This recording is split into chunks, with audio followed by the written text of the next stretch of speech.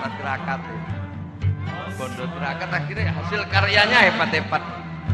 Muga-muga ya ini panjang umur, sehat, dan apa yang dibuat ini dicatat sebagai amal soleh oleh Allah Subhanahu wa Ta'ala. Dan niki ngeten niki nggih pondok diniat niki niate ngoten niki gak kepengin dadi apa-apa niki pun kepingine mek kepingin dadi kiai muruhi umat niku tok pun.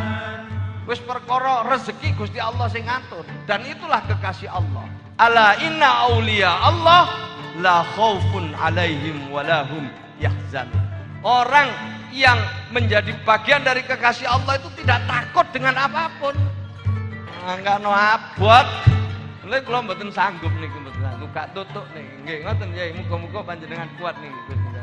Pun niki mawon ingkang saged kula aturaken niki Yai, mbok bilih wonten kurang-kurangipun nyuwun agung pangapunten.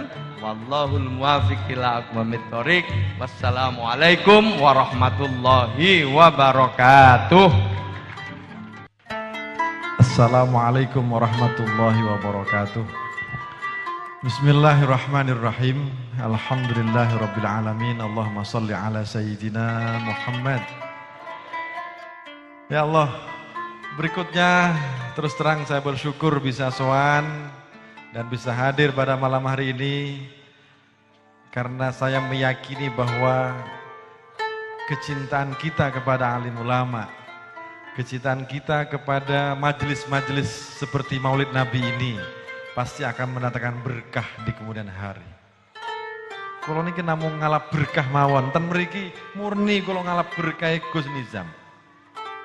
Makanya ten pundi-pundi syair tanpa waton niki kalau disukani Gus Nizam. Kok wageng niku. Saya tempel di rumah saya. Di rumah dinas kula ten Jakarta. Kula niki disukani rumah dinas oleh negara.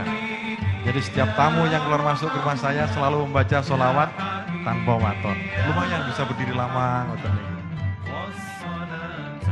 Rasulullah salamun alaih. Siapapun yang masuk kantor Menteri Muda Olahraga itu harus baca sholawat tanpa waton. Di sebelahnya saya juga taruh silsilah keilmuan Ahlus Sunnah wal Jamaah yang diterbitkan oleh pengurus besar Nahdlatul Ulama. Napa omen ponaka wani kok kendel nempel sing barang-barang ngeten iki. Apa gak disemprit?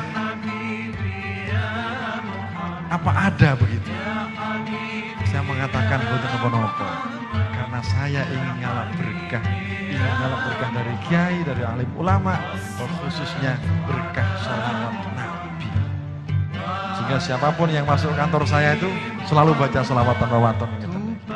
Bahwa kita ini adalah Gus Durian. Kita ini adalah pengikut Gus Dur. Terus Gus Dur dan santri-santri ini niku, kalau kalian sudah yakin dengan keputusan itu benar, maka jangan khawatir, jangan takut kecuali kepada Allah Subhanahu wa Ta'ala. Ojo wedi reshuffle. Nah, inilah Bapak sekalian yang saya hormati, karenanya ketika ada orang yang mengatakan, "Mas, sampean kok kendel nempel no syair tanpa waton ini?" Saya katakan,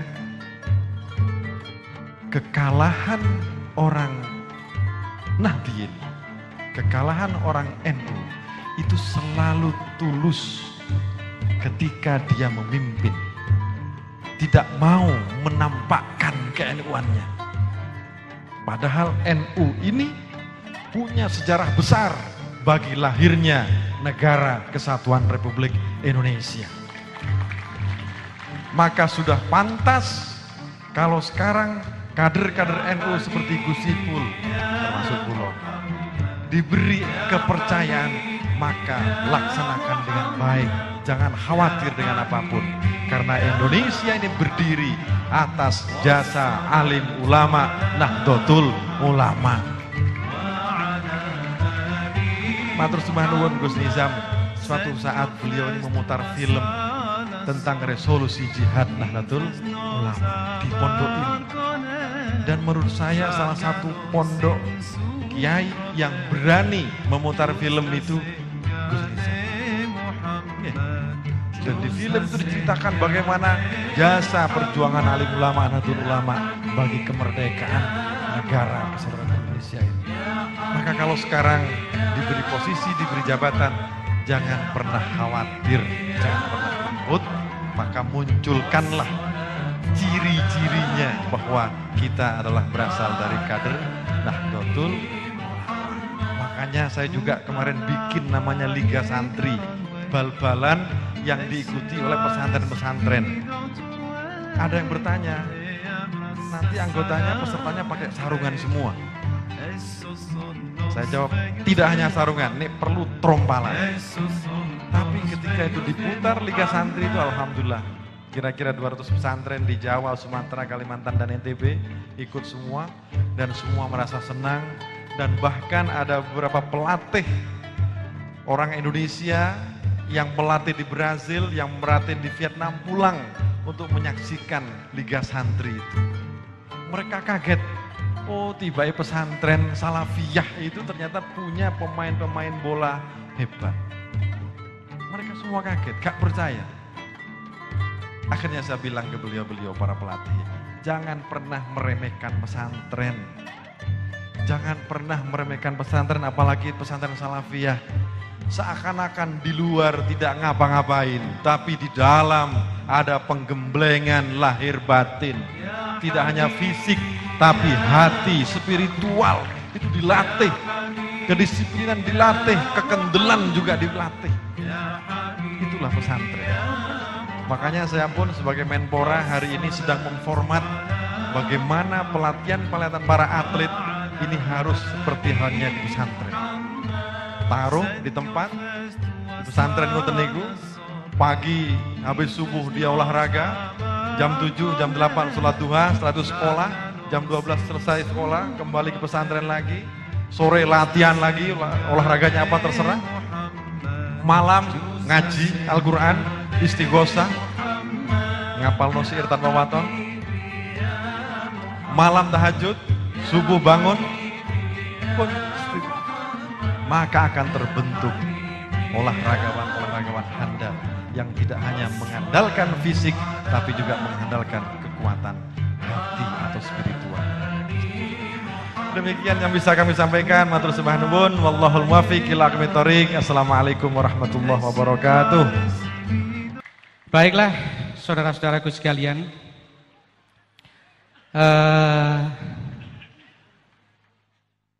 izinkanlah saya memperkenalkan masing-masing dari tokoh-tokoh lintas iman yang saat ini berada di hadapan kita semua.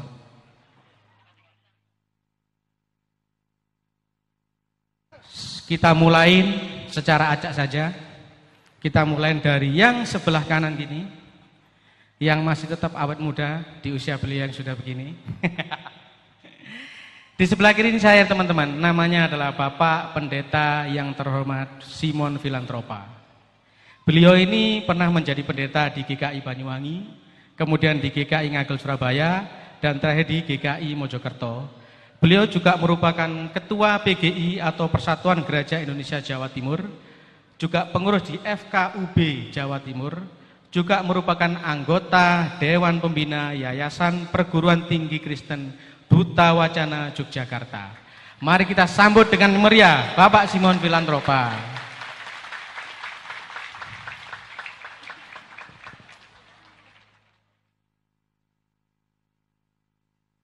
Selanjutnya, yang berada di sebelah kiri beliau, ini sebenarnya sudah tidak asing buat kita, karena beliau ini sering sekali kita undang, juga sering cangkuran di pondok kita tercinta ini.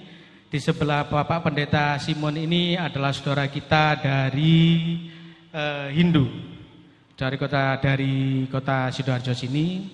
Nama beliau adalah Bapak Agung Uco. Beri sambutan yang mulia untuk Bapak Agung.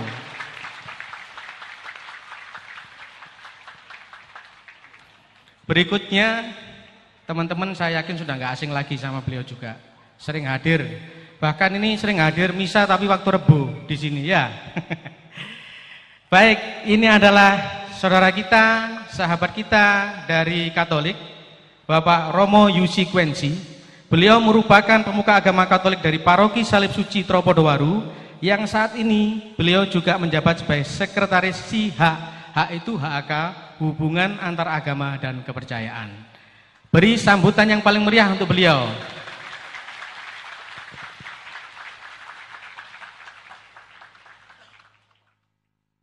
Yang sebelahnya lagi sebenarnya teman-teman kalau nggak paham ya kebawacut dan kualat. Ya. Namun demikian, daripada saya nanti tidak memperkenalkan kemudian saya tidak dianggap jadi murid, harus saya perkenalkan juga kan, ya.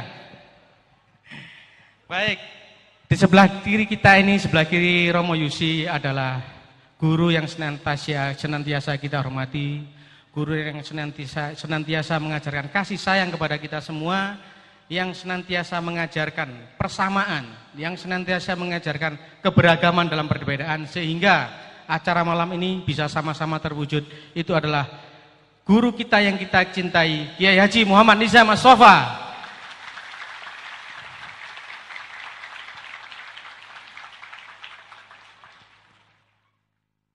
Kawan, ini saya lewati, ini saudara kita dari Hindu, ini pengawal pribadinya Pak Ucok ini. Oke, nah yang di sebelah kiri kita ini sebenarnya kalau teman-teman ikut di acara pengobatan massal kemarin sudah sempat ada yang bertemu.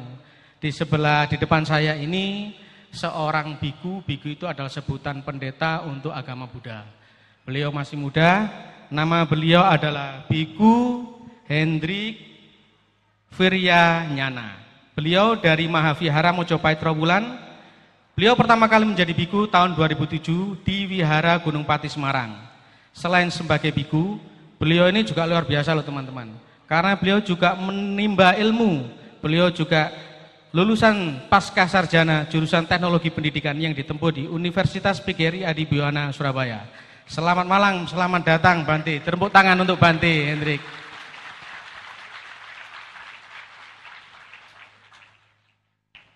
Nah ini termasuk yang paling dinanti sama para jamaah Ahlus Sofa wal Wafa. Sesepuh kita yang senantiasa dengan setia selalu mendampingi kita di setiap acara keagamaan, di setiap acara pertemuan lintas iman. Di sebelah kita ini teman-teman sudah pada maklum semua, pada tahu semua nama beliau, namun saya tetap untuk memperkenalkan diri beliau. Jadi nama beliau adalah Pak Bingki Irawan. Ya, tepuk tangan untuk Pak Bingki Irawan. Para pemuka agama yang kami muliakan, pada malam ini kita di hadapan kita ini sudah duduk para tokoh lintas iman, para pemuka-pemuka agama yang harusnya menjadi teladan buat kita semua untuk menjaga negara kita, untuk menjaga persatuan dan kesatuan bangsa kita. Nah malam ini bapak-bapak sekalian acaranya adalah ini ada game, ini mungkin ya baru di sini ya Pak ya. Lintas iman dikasih game ini baru di sini loh Pak Simon ya. Jadi silakan di sana ada pertanyaan yang harus diambil kemudian silakan dijawab. Kesempatan pertama kami berikan kepada Bapak Pendeta Simon Filantropa. Monggo Bapak. Pertanyaannya adalah, mohon izin saya bacakan Pak Pendeta. Pertanyaannya adalah bagaimana cara menanamkan nilai-nilai toleransi dan kerukunan sejak dini kepada generasi muda kita. Monggo Pak, silakan. Ya, Ibu Bapak dan Saudara, pertanyaan bagaimana itu tidak bisa dijawab pendek. Tapi saya karena tidak banyak ngomong, jadi saya mau pendek saja. Kalau nilai-nilai kerukunan itu ditanamkan, maka sebenarnya tidak ada cara lain kecuali membiasakan diri. Kalau orang kan cenderung dikasih dalil-dalil, rumus, ada dinaiki eling sesuk lali, ya toh. Tetapi kalau kemudian orang diajak, rukunku gini loh, rukunku gini, ayo praktek kok. Siap hari dibiasakan. Karena seringkali ada orang beralasan ini, ayolah kumpul-kumpul rukun. Wah sorry gak iso, ora biasa. Nah ora biasa itu caranya cuma satu, membiasakan diri. Nah lalu yang kedua, mari kita membiasakan diri dengan ikhlas ya. Jadi jangan gini loh, aku mau rukun karena punya kepentingan. Tidak. Kerukunan itu dibangun bukan persoalan kepentingan. Tetapi karena memang saya mau membiasakan diri rukun dan saya ikhlas mengerjakannya. Sebab kalau sudah mulai ono hitung-hitungane, ya toh, wah ini repot. Nanti metu males sih, wah gak ono gunane, wis males aku. Nah ini lebih susah.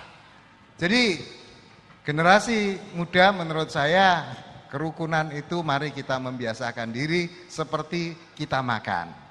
Ya, biarlah itu menjadi sarapan kedua kita atau sarapan ketiga kita sehingga nilai itu kemudian dia memancar keluar sebagai sesuatu yang biasa tetapi sekaligus punya nilai keikhlasan. Terima kasih. Terima kasih. Terima kasih Pak Simon, terima kasih. Pertanyaannya adalah dalam kegiatan lintas iman yang bertujuan untuk menciptakan kerukunan antar umat beragama, pasti sering mengalami kendala dan hambatan. Bagaimana Pak Bingki selaku pemuka agama Konghucu menyikapi hal tersebut dan solusi apa yang seharusnya diambil untuk meminimalkan hal tersebut? Monggo Pak Bingki. Terima kasih. Assalamualaikum warahmatullahi wabarakatuh. Jawaban ini sangat singkat. Sebetulnya banyak sekali kendalanya. Tapi bagi saya solusinya hanya satu. Kita punya satu keyakinan. Keyakinan itu dari iman kita sendiri. Iman kita boleh berbeda, tapi Indonesia tetap satu. Kalau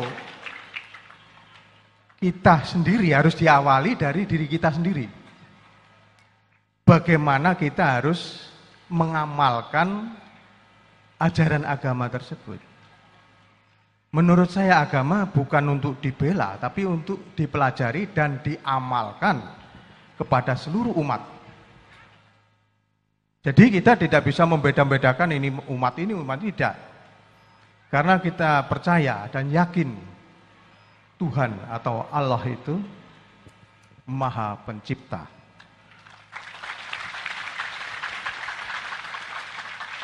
Dan Tuhan menciptakan bukan hanya satu etnis. Banyak sekali etnisnya. Dan juga menciptakan isi alam semesta ini dari pepohonan, dari bunga, dari buah. Ada pohon itu yang bisa berbuah tapi tidak berbunga, ada yang berbunga dan tidak berbuah. Jadi ini harus kita pahami, kita hidup di mana. Gunakanlah tepo seliro kita.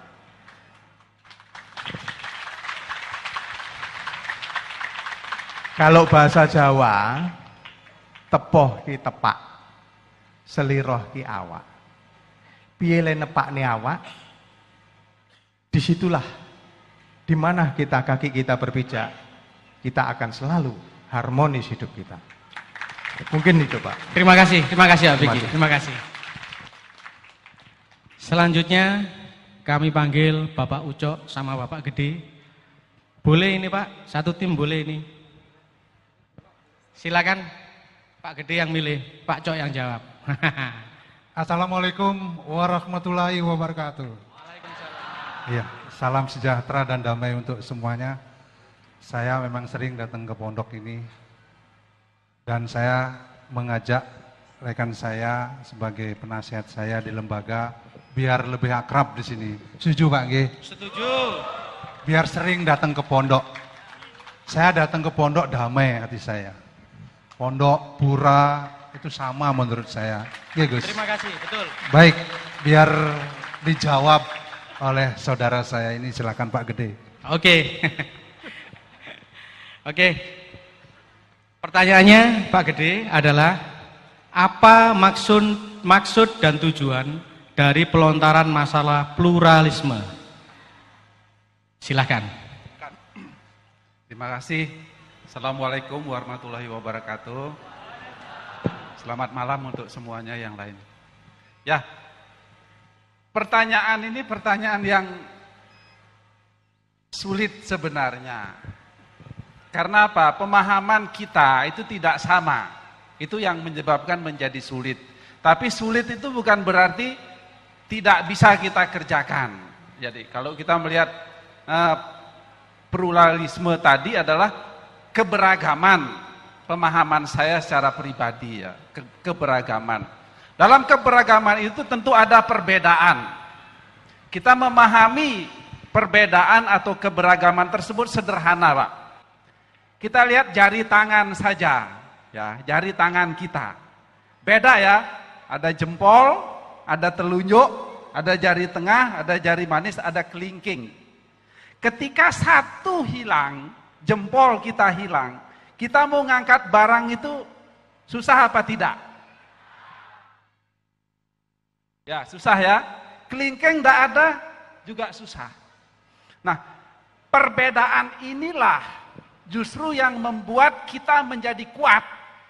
Ya, perbedaan ini harus dipahami bahwa perbedaan itu diciptakan oleh Tuhan untuk membuat kita saling membutuhkan sehingga kita menjadi kuat. Ya. Jempol ini lambang orang yang selalu berpikir positif. Oke? Bagus. Bagus. Ya. Apapun yang dia lihat, mesti positifnya toh, bagus pokoknya. Sementara telunjuk, ini orang yang ego. Ya, wes, koniku lo. Saling cuma nuding bisanya. Ya, jari tengah, ini orang yang suka marah, suka meso. Jari tengah ini. Jari manis, ini orang yang baik hati. Sehingga dia mendapat hadiah cincin, nih Pak. Cincin mesti di jari manis. Nah, kelingking itu orang yang suka memaafkan. Kalau orang baian yuk. Ya, pasti begini. Baian, Pak. Nah, kelima sifat ini itu adalah perbedaan, ya, yang harus kita pahami. Suatu saat kita butuh orang yang suka maki-maki kok, ya Pak. Kalau nggak dimaki, kadang-kadang kita tidak tahu salah kita. Nah, untuk memahami perbedaan ini, pluralisme ini, pahamilah perbedaan. Tidak usah jauh-jauh melihat, lihatlah kelima jari kita. Mungkin demikian, Pak. Terima kasih Pak Gede, terima kasih Pak Ujo, terima kasih. Ini pluralisme ini. Inge, pertanyaannya adalah, dewasa ini bangsa Indonesia tengah dihadapkan pada masalah-masalah yang mengarah pada sesuatu yang berbau sara, yang berujung kepada perselisihan dan kerusuhan. Hal ini tentunya akan mengancam kerukunan hidup antar umat beragama di Indonesia. Bagaimana seharusnya kita selaku pemuka agama menyikapi hal tersebut? Menyikapinya sangat-sangat mudah. Pertanyaannya tadi, bagaimana kita sebagai insan beragama? Iya, Guru. Menyikapinya, kita harus benar-benar menjadi insan yang beragama, bukan insan yang beragama-agamaan. Tapi jadilah insan yang benar-benar beragama. Ini kalau dikaji secara luas, nggak cukup waktu 1-2 jam. Beragama artinya bertuhan. Bertuhan artinya berperilaku Tuhan. Berperilaku Tuhan artinya yang terdepan perilaku Tuhan atau sifat Tuhan adalah pengasih tak pilih kasih.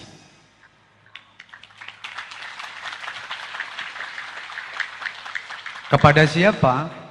Kepada semua. tanpa terkecuali. Penyayang, tak pandang bulu. Penolong, tak harap imbalan. Pemberi, tak harap kembali. Sifat-sifat baik lainnya yang itu ikhlas, benar-benar ikhlas. Masing-masing pemeluk agama hendaknya berpegang teguh kepada kitab sucinya masing-masing. Kemudian memahami dengan baik dan benar, kemudian selanjutnya mengejawantahkan atau mengaplikasikan di kehidupan sehari-hari. Niscaya, jangankan 7 agama atau kepercayaan di Indonesia ini, 70 agama atau kepercayaan pun, atau seandainya ada 700 agama atau kepercayaan di Indonesia ini, jika masing-masing pemeluknya berpegang teguh kepada kitab sucinya, maka tidak akan ada yang namanya benturan, gesekan, apalagi sampai saling mengkafirkan. Sekian, kurang lebihnya mohon maaf. Wassalamualaikum warahmatullahi wabarakatuh. Ini saya bacakan pertanyaannya. Sikap nasionalisme harus kita tanamkan dalam diri setiap warga negara, apapun agamanya. Karena dengan sikap nasionalisme tersebut, kita mampu menumbuhkan rasa cinta terhadap negara kita ini. Menurut Bante, bagaimana cara menumbuhkan rasa nasionalisme dalam setiap hati bangsa Indonesia dilihat dari konteks keagamaan? Silahkan Bante.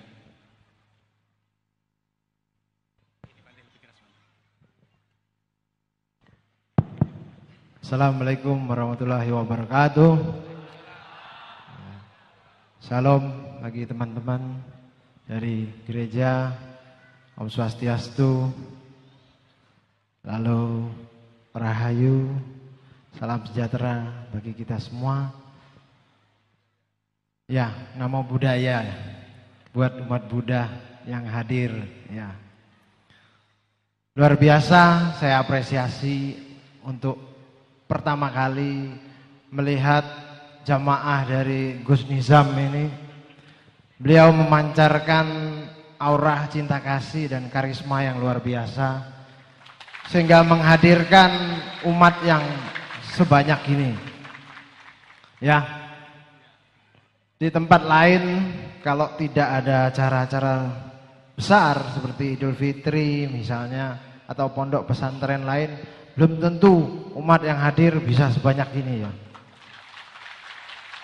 Namun berkat Gus Nizam dengan pemaparan beliau yang luar biasa kepada jamaahnya, sehingga menghadirkan umat yang sebanyak ini. Menjawab pertanyaan dari Gus Heri selaku panitia, bagaimana menumbuhkan sikap nasionalisme? Tentu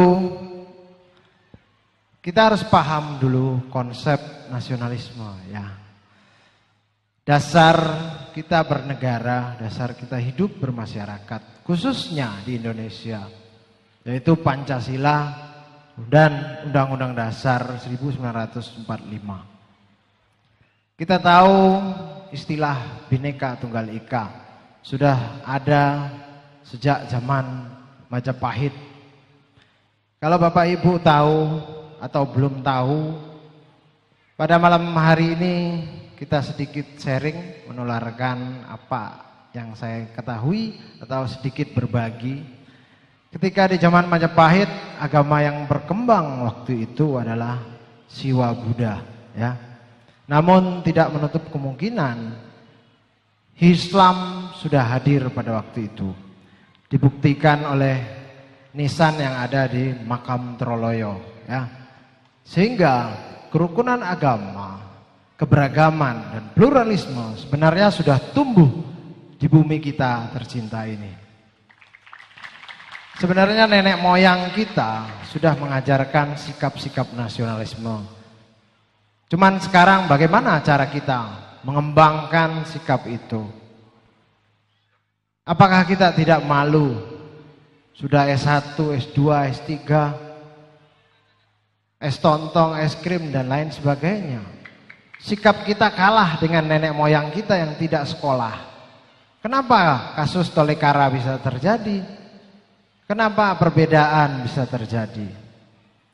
Karena pikiran-pikiran yang kerdil, tidak memahami hubungan antar sesama. Ketika Anda memahami inti ajaran Islam yang diajarkan oleh Nabi Muhammad, beliau merupakan seorang panutan, contoh yang sangat baik. Beliau mengajarkan petuah-petuah, petunjuk hidup, bagaimana menghadapi diri sendiri dan orang lain. Sungguh luar biasa ajaran Islam. Kalau di Buddhis, kami tidak untuk memperhatikan kesalahan-kesalahan orang lain, namun diawali oleh diri kita sendiri. Lihatlah ke dalam. Tidak perlu mencari-cari kesalahan orang lain. Yang perlu kita teladani adalah diri kita sendiri. Ibarat komputer, komputer ini berada di dalam pikiran. Ucapan dan perbuatan bersumber dari pikiran. Pikiran inilah yang perlu kita kontrol, yang perlu kita manage. Bagaimana ketika ada virus-virus yang masuk, pikiran bisa mengontrol dengan baik sehingga ucapan dan perbuatan menjadi baik. Ketika diri sendiri sudah menjadi baik, maka kita bisa menjadi contoh bagi keluarga kita. Ketika keluarga kita sudah menjadi baik, maka bisa dicontoh oleh masyarakat luas. Ketika masyarakat Wonoayu, Sidoarjo sudah baik, maka akan dicontoh oleh bangsa Indonesia. Maka dari itu tumbuhlah sikap nasionalisme diawali oleh diri kita sendiri. Maka ajaran Islam tidak hanya teori, namun praktekkanlah, amalkanlah, dan jalankanlah setiap hari, kapanpun dan dimanapun Anda berada. Maka Anda niscaya bahagia pada kehidupan sekarang maupun kehidupan yang akan datang. Terima kasih. Wassalamualaikum warahmatullahi wabarakatuh. Selamat malam, salam sejahtera bagi kita semuanya. Baik, saya bacakan pertanyaannya. Romo Yusi, siap? Pertanyaannya adalah, Indonesia dalam lingkup yang luas terdiri dari berbagai suku bangsa, agama, dan budaya. Apa yang selayaknya kita lakukan untuk menjaga keberagaman ini agar tetap harmonis dan tetap berjalan beriringan seperti layaknya mata rantai yang saling menggenggam? Siap? Monggo. Assalamualaikum warahmatullahi wabarakatuh. Waalaikumsalam. Weite Tontien. Namo Buddhaya. Om Swastiastu. Shalom. Pertama-tama kami sampaikan dulu selamat Natal kepada kita semua, kepada rekan-rekan dari GKI, dari Bapak Pendeta Simon. Sebagaimana pertanyaan yang disampaikan, yang diberikan kepada saya sendiri berasal dari suku yang lain. Tidak berasal dari Jawa, tetapi dari Makassar. Apa yang diberikan kepada kita semua dari berbagai suku bangsa, agama, dan kepercayaan, ini adalah bukti bahwa ini adalah Indonesia. Agama apapun, budaya apapun, tetap adalah Indonesia.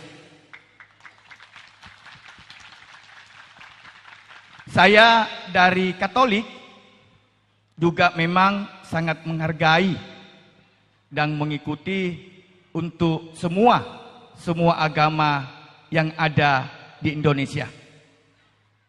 Di Surabaya ini atau di Jawa Timur, khususnya di Krian, kami dari Katolik sangat berterima kasih kepada guru kita Kiai Haji Muhammad Nisam Asofa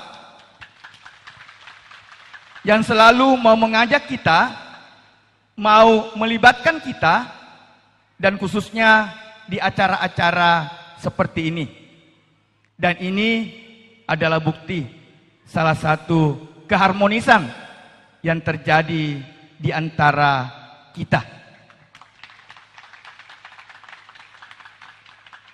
Hal lain juga bahwa yang hadir pada malam hari ini memang mungkin tidak semua dari suku Jawa. Ada juga dari suku-suku lain yang mau melibatkan diri di dalam acara-acara maulid Nabi besar kita Muhammad sallallahu alaihi wasallam. Dan ini juga merupakan bukti daripada keharmonisan yang kita jalin bersama-sama. Di akhir pertanyaan tadi, memang kita ada dengar bahwa mata rantai kehidupan memang demikian. Dan inilah roda kehidupan dari Indonesia. Di antara jeruji-jeruji yang ada di dalam roda tersebut, ini adalah keberagaman yang ada di Indonesia. Dan memang apabila salah satu dari jeruji ini, maka juga perputaran daripada roda ini dapat kita rasakan bahwa itu mungkin tidak seimbang. Dan jadinya ketidakharmonisan yang ada, yang kita alami di Indonesia ini. Harapan kami dari pihak Katolik, dari kami yang bersuku lain, bahwa memang keberagaman ini tetap akan kami teruskan. Sekali lagi kami aturkan banyak terima kasih bahwa dari pihak Pondok Pesantren Al-Sufa wal Wafa, dari pihak guru kita Kiai Haji Muhammad Nisam Asofa, selalu mau melibatkan kita untuk semua agama dan kepercayaan yang ada di Indonesia. Insya Allah keharmonisan ini akan terus kita lakukan secara bersama-sama, sehingga apa yang kita dengarkan juga tadi di dalam pertanyaan-pertanyaan lain, soal hambatan, soal gesekan, soal pertentangan, dapat kita bersama-sama atasi. Kurang lebihnya demikian. Wabillahi taufiq wal hidayah. Assalamualaikum warahmatullahi wabarakatuh. Waalaikumsalam. Wete tontien, namo buddhaya, Om Swastiastu, Shalom. Sekian, terima kasih. Terima kasih. Oke, untuk menandakan bahwa ini bukan Islam, untuk menandakan bahwa ini bukan Kristen, Hindu, Buddha maupun Konghucu, kita teriakkan kata merdeka! Merdeka! Merdeka! Assalamualaikum warahmatullahi wabarakatuh. Alhamdulillah wassalatu wassalamu ala Rasulillah wa ala alihi wa sahbihi wa wala, la haula wala quwata illa billah, amma ba'du. Alhamdulillah, rangkaian acara peringatan Maulidur Rasul Pondok Pesantren Ahlus Sofa wal Wafa berjalan dengan lancar dan baik. Mulai dari pra-acara dibuka sholawat Ishari Ikatan Seni Hadrah Republik Indonesia, kemudian dibuka dengan bacaan nomor Quran Surat Al-Fatihah, dilanjutkan pembacaan ayat-ayat suci Al-Quran. Setelah itu santunan beasiswa pendidikan bagi anak-anak yatim yang kita asuh sampai sekarang. Pondok Ahlus Sofa wal Wafa menyantuni 160-an anak yatim dan 70-an janda-janda. Setiap tahun kita memberikan bantuan berupa kebutuhan-kebutuhan pendidikan mereka, khususnya di samping sandang pangan. Berikut papannya. Setelah acara santunan dilanjutkan acara rangkulan para tokoh lintas iman yang alhamdulillah di malam ini tadi adalah yang ke-6 kalinya. Kenapa kok kita mengadakan acara rangkulan para tokoh lintas iman? Maksud dan tujuannya tidak lain agar kita semua sebagai insan yang beragama hendaknya meniru, sebisa mungkin meniru sifat dan akhlak Rasulullah Shallallahu Alaihi Wasallam yang kita semua tahu beliau berjiwa rahmatan lil alamin, merahmati seluruh makhluk yang ada di atas permukaan bumi ini tanpa terkecuali. Karena sabda beliau jelas mengatakan takhallaqu bi akhlaqillah wa fi riwayatin takhallaqu bi akhlaqir rahman. Berperilakulah kalian dengan perilaku Allah. Riwayat lain menyebutkan berperilakulah kalian dengan perilaku Ar-Rahman. Karena seringnya kami bertemu, berkumpul, bercengkrama, membahas keumatan. Di samping ketuhanan menurut keyakinannya masing-masing, juga keumatan, dan masing-masing berharap dan berdoa agar Indonesia tercinta ini benar-benar kuat berada di lambang Bhinneka Tunggal Ika, berbeda-beda tapi tetap satu jua, sebagaimana ajaran tauhid kita, al-farqu wal jam'u wal jam'u wal farqu. Perbedaan yang ada itu sejatinya hanyalah kulit saja. Jika kita mau menembus ke dalam isi, maka akan kita temukan persamaan yang benar-benar mengikat dan menyatukan kita semua, seluruh makhluk Allah ini. Mudah-mudahan dengan kita mengadakan Maulid Nabi, sebab itu kita nanti mendapat syafaat Rasulullah Sallallahu Alaihi Wasallam. Demikianlah yang bisa saya uraikan, mudah-mudahan bisa dipahami. Al-afu minkum, wassalamualaikum warahmatullahi wabarakatuh. Dan tancepake ing jero dodo kumantil ati lan pikiran merasuk ing badan